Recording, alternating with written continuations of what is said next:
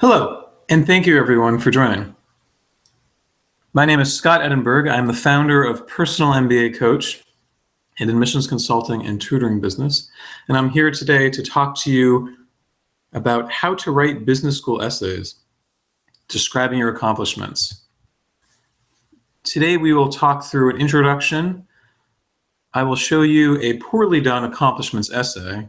Then we will take a look at two well-done accomplishments essays. We will have some time for learning and reflection, and then we can talk about any next steps, what you can do if you have questions about how to write your own accomplishments or experience essays. A little bit of background about myself before we kick things off. I have been helping clients around the world get into dream school since 2008. I did my undergraduate education at MIT, where I studied economics and business. At Sloan, I worked at Deloitte Consulting after graduating in strategy and operations within mergers and acquisitions across industries. Then I went to Wharton for my MBA, where I studied strategic management and real estate. I also have experience at JP Morgan in finance. In total, I have 13 years of a professional experience, 10 years of which I've been running Personal MBA Coach. We've helped hundreds of clients with a 96% success rate. So what is Personal MBA Coach? We are a boutique one-on-one MBA and graduate school admissions consultancy. And we provide comprehensive GMAT and GRE tutoring, as well as admissions consulting. Applicants that work with Personal MBA Coach receive full-time support from an expert. We work 7 days a week. Also a member of AGAC, which is the Association of International Graduate Admissions Consultants, an organization that works with admissions directors to help improve the overall process for you. We help applicants with early MBA planning, which is when applicants are looking to improve their profiles and create stronger strategic messages anywhere from 1 to 3 years before applying to schools, although I'm working with a lot of applicants who are in college and trying to set out the right steps. Everywhere from the early planning through post-acceptance. Once you receive all of your acceptance offers, besides going out to celebrate, you need to figure out where you should go. So I help with career advising. What schools should you accept and why, and how will that impact your future career? Applicants also have former clients to network with at every top school. Because we are more of a family organization, a lot of my former clients attend different events that I hold with current clients to answer questions about the process, talk through their experience at schools, recruiting, etc. And my clients also get interview preparation from former MBA interviewers. The folks who used to do the interviewing for the schools are now on my team to help applicants prepare. Okay, so diving into the accomplishments or the experience essay. Writing about your accomplishments is a very good way to test yourself and ensure that you can clearly and succinctly explain what you've done. Why does this matter? Well, this is something that you will have to do in an interview. So one reason that admissions directors ask or require applicants to write about their experience, to write about their accomplishments, is because they want to know whether you can successfully describe what you've done, which is something that you'll have to do in order to get a job, and job placement is very important. When crafting an accomplishments essay, keep in mind a few things. Simplicity is key. Admissions committee members may not be experts in your field. This doesn't mean they don't have a very good understanding of all of the different industries that applicants come from, but it does mean that they might not appreciate all of the nuanced industry jargon that you may use in the essays. It's really important to write about your accomplishments in a way that a generalist will not only appreciate, but respect. Also, keep in mind how you compare to others. This is a competitive process, and if you're going to write about an accomplishment, it really should be strong. It should be better than the average person at your job, and ideally better than a lot more than the average. Next, how will you be a better student because of this accomplishment? If you're writing about something that you did at work, ideally it makes you a better student, and you're able to explain to the admissions committee why you are more qualified for the seat because of this particular accomplishment. Now, if you're unsure, when in doubt, test out your accomplishment with someone outside of your organization. Ask a friend, ask a relative, try to get a sense of whether it sounds impressive. So why are accomplishments so important? Well, the past predicts the future. And some schools, which I'll talk about in a little bit, really appreciate that philosophy, that the past predicts the future. If you do well at work, you're more likely to do well in the classroom. And at the end of the day, we're trying to evaluate whether you will do well in the classroom. And also, knowing what counts as an accomplishment is a test in itself. A lot of applicants do a variety of different things at work. Some are impressive, others are not impressive. Knowing what is really impressive is a test that you're taking. Let your results do the talking. Show and don't tell. This is very important. It's extremely clear whether someone understands how to convey success. And you cannot really claim that you're good at something unless you explain it. And evidence is really the most powerful here. So as we go through examples, I will explain to you what I mean by this. But let the results do the talking and show, do not tell. So what do I mean by accomplishments essays? While there are not really many specific accomplishments essays that schools ask, they will often ask you to write about what you've done as part of a larger question. Here's an example. MIT Sloan had 2 essays this year. They had a cover letter and an optional statement. Then, if you were so lucky to get invited for an interview, only about 20% did in round 2, you wrote an interview essay. Now, I really enjoyed working on these interview essays with applicants. These were fun because all the essays I helped my clients with forced them to push themselves a bit further. After all, they had already told Sloan about what they want to do in school through the cover letter and whatever else is interesting to them through the optional statement. So here they needed to explain something new about their profile, something different.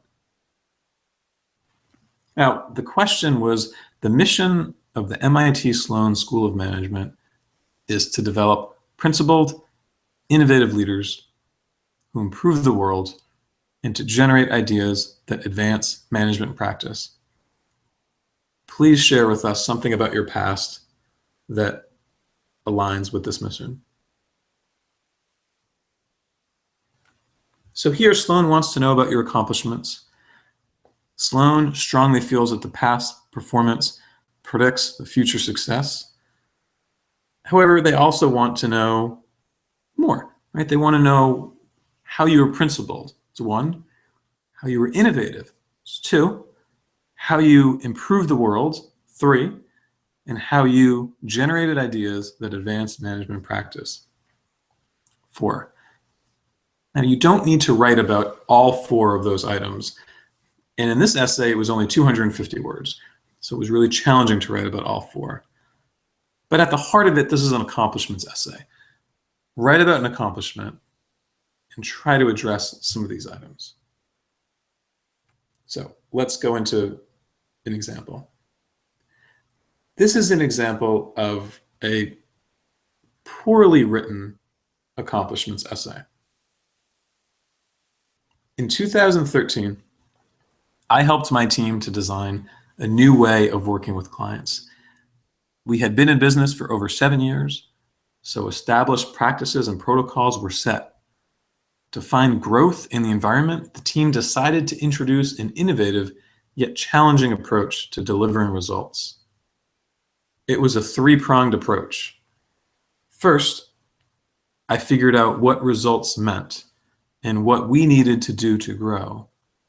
Next, my team and I coordinated with three different division heads to align my goals with theirs. And finally, I communicated this with all of our existing clients to receive feedback. This work not only helped us grow as a team, but it made me receive an early promotion. Okay, so let's dissect this. It's not a horrible answer, but overall, it's not terribly clear. First, what is the business? What kind of clients does that business have? What are these established protocols? Now, the word innovative is used here, but going back to the showing versus telling, just using that word does not mean that it's really innovative. What was so innovative? Show and don't tell.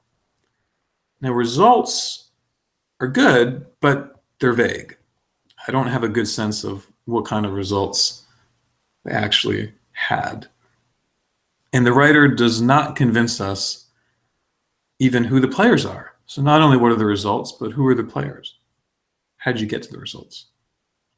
There's no real outcome at the end to show us that the writer was any better than anyone else on his or her team.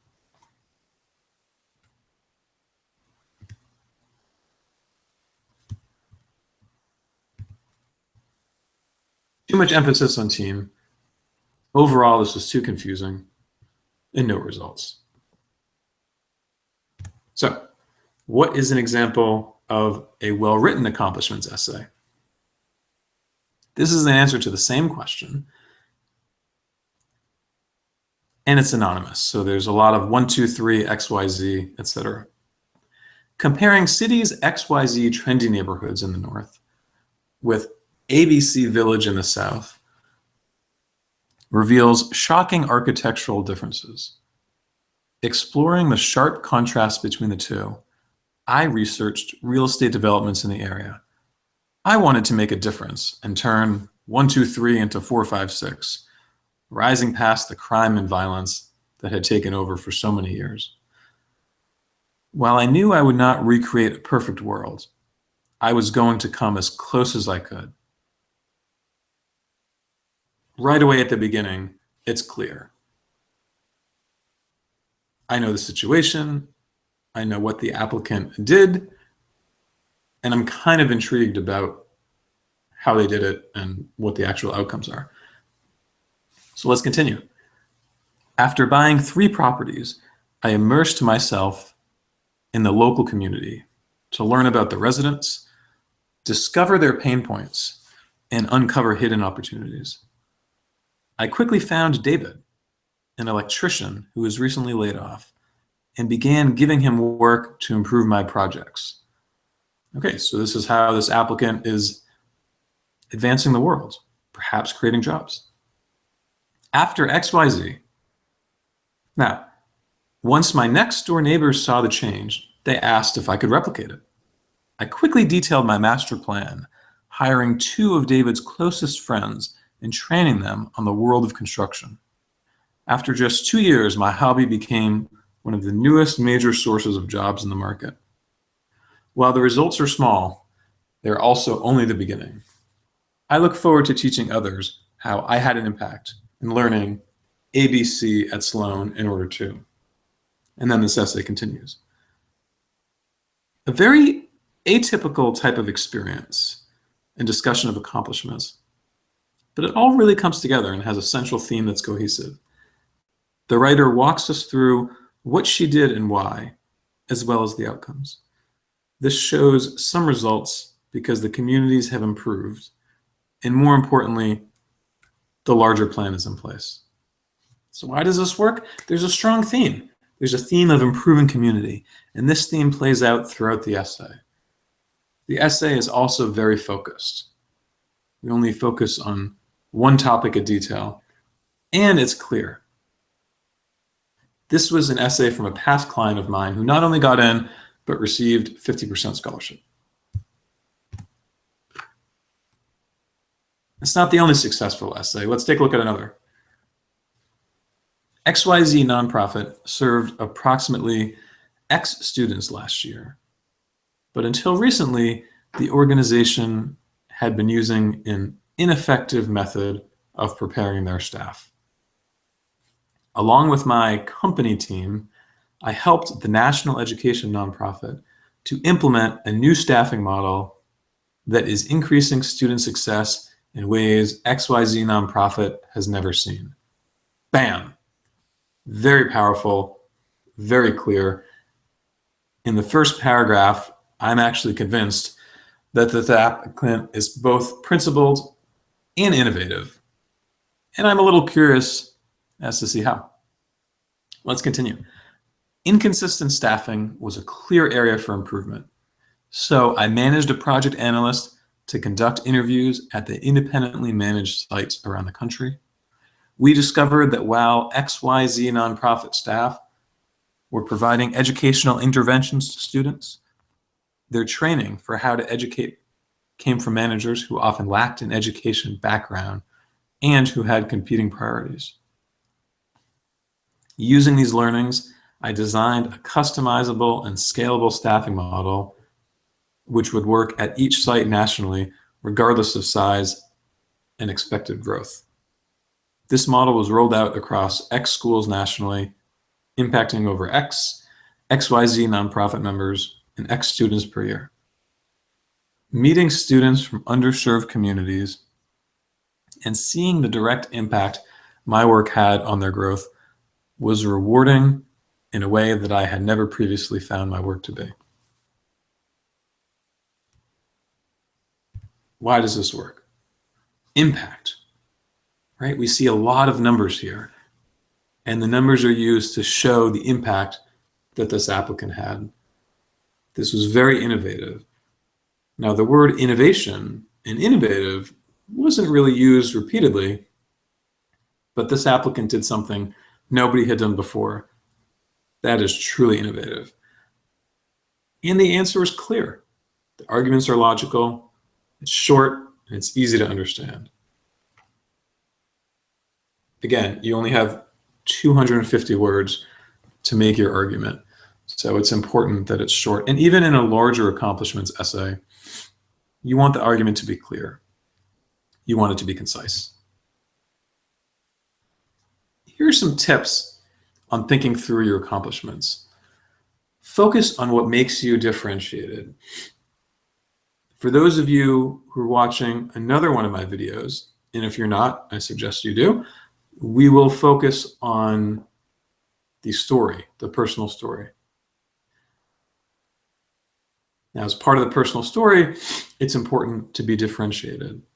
As part of your accomplishments, it's also important to be differentiated.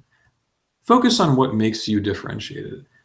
You might not differentiate yourself through an accomplishment necessarily, if perhaps you've done more similar things at work as others, but you can differentiate yourself through other means. Perhaps it's through how you've done these accomplishments, maybe the order, the way in which you communicate them. Do not feel the need to include everything. Keep it simple. Keep it simple. KISS. Keep it simple, stupid.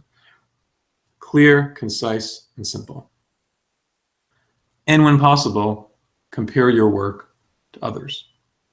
Now, accomplishments are only one part of the larger picture, and you describing your accomplishments is only one part of the larger picture. So how do you know if your accomplishments are really good? Well, the first way is to compare it to the letters of recommendation that might be written on your behalf. Do you think your bosses will be writing about the same things in their letters? If so, perhaps that's great. You can corroborate the story. If not, then why not? Job description. Are these part of your job description, or have you gone above and beyond? That's one way to know whether your accomplishments are really good. Elevator test. Would you talk about them in the elevator with your CEO? If so, fantastic. Let's write about it. If not, why not? Are these really the best accomplishments?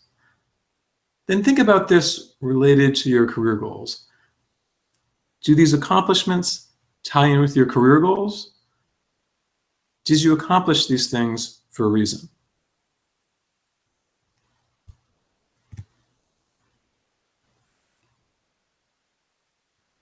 Our clients this year not only got into great schools, but got over 3.3 million in merit fellowships. Now, this is through April of 2017, and some of these numbers are still coming in. This is a subset of the schools that our applicants have gotten into, to give you a sense of where we place folks. And what does Personal MBA Coach do? As we mentioned before, we have GMAT and GRE tutoring. Depending on the city you're in, we might have in-person tutoring in your city. And if we don't, then we offer remote tutoring. Remotely, I could match you up with a variety of tutors, one of whom received a 4.0 studying math from MIT and is a current PhD student at Wharton. And the sessions are really customized. There's no rubric. You won't know during session one what you'll do during the rest of the sessions, and that's by design, because everyone learns differently. It's hard to have a specific plan that works for everyone, so the sessions are all customized. Then we work on admissions consulting.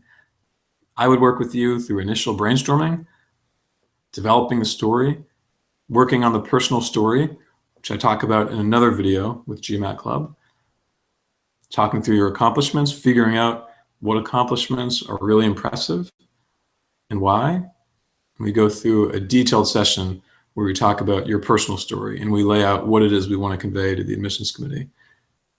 Then we'll work through the school selection. A lot of applicants are focused on going to the best brand name school that they can get into.